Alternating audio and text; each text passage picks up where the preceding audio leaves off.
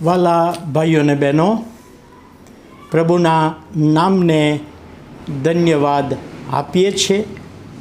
આજે 2025ના વર્ષનો 312મો દિવસ, 8મી નવેમ્બર 2025 અને શનિવારનો આ દિવસ આપણા જીવનોમાં પ્રભુએ બતાવ્યો. પ્રભુનો ખૂબ આભાર માનીએ છીએ.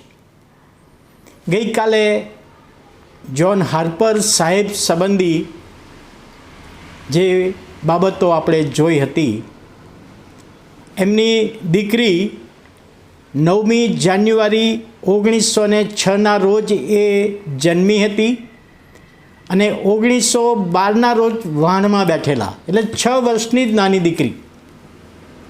એને લઈને હાર્પર સાહેબના બેન પણ સાથે હતા અને એ બનાવ બન્યો. અને તે વખતે 3 મહિનાની જે મિટિંગ રાખી હતી એ બંધ રાખવામાં આવી અને ચર્ચના કેટલાક આગેવાનો આ બનાવ સંબંધી સાંભળ્યું કે સાહેબ આપણે ત્યાં આવવાના હતા અને આવું થયું છે, તો જ્યાં જ્યાં આશ્રય સ્થાનો હતા ત્યાં ગયા અને આ નાની છોકરી એનીને અને એના ફોઈને મળ્યા. અને ત્યાર પછી મંડળીએ આ દીકરીનો બધી રીતે વિકાસ થાય એ માટે પ્રયત્નો કર્યા અને જ્હોન હાર્પરના એક કૌટુંબિક ભાઈ બ્રિટનમાં આ છોકરીને લઈ ગયા એનીને. ત્યાં એને મોટી કરી, એણે પ્રભુને જીવન સોંપ્યું.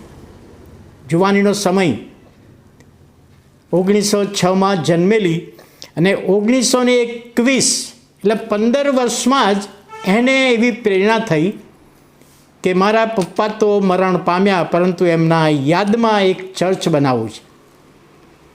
અને ત્યાં ચર્ચ બનાવ્યું, ત્યાં એક મંડળી શરૂ થઈ અને ધીમે ધીમે આ દીકરીની સેવા પણ આગળ વધતી ગઈ.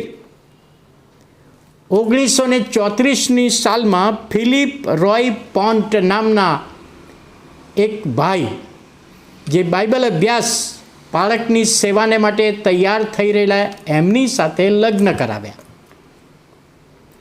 લગ્ન પછી પારક પત્નીનો એક સેમિનાર રાખવામાં આવેલો અને સેમિનારમાં આ એની હવે પારક પત્ની બની છે, એ સેમિનારમાં એણે ભાગ લીધો અને સેમિનારના અંતે એને બોજ મળ્યો કે ઘણા બધા કુટુંબો, હસબન્ડ વાઈફ અલગ થઈ રહ્યા છે, કુટુંબો તૂટી રહ્યા છે, તો એ કુટુંબોને જોડવા માટેની સેવા, પુનઃસ્થાપિત કરવાની સેવા અમે કરીશું. એટલે પારક, ફિલિપ રોય પોન્ટ અને એની મંડળીઓમાં સેવા કરતા, પરંતુ એમનો મુખ્ય બોજ કૌટુંબિક જીવનો બાંધવાનો હતો. અને આ મિનિસ્ટ્રી એમણે શરૂ કરી. મોફાટ એમનું વતન હતું, ત્યાં આગળ એ પોતાની સેવા કરતા હતા અને એમની સેવા દ્વારા સન્ડે સ્કૂલમાં સેવા કરી, મહિલા મંડળમાં સેવા કરી, જુવાનો મધ્યે સેવા કરી, પરંતુ વધારે જો સેવા કરી હોય તો કૌટુંબિક જીવનો બાંધવાની બાબતમાં. અમેરિકામાં ઘણા બધા કુટુંબો તૂટી રહેલા અને એમને ફરીથી પુનઃસ્થાપિત કરવા માટે એ સેવા શરૂ કરી અને એમની સેવા દ્વારા ઘણા બધા કુટુંબો હસબન્ડ વાઈફ તરીકે ફરીથી પુનઃસ્થાપિત થયા. 10/4/1986, 10મી એપ્રિલ 1986ના રોજ તેઓ મરણ પથાર્યા હતા. 80 વર્ષની ઉંમર, મરણ પથાર્યા હતા. અને કોઈકે એમને પૂછ્યું કે તમે કુટુંબો સ્થાપિત કરવાની સેવા કરી, એમાં મુખ્ય બાબત કઈ છે?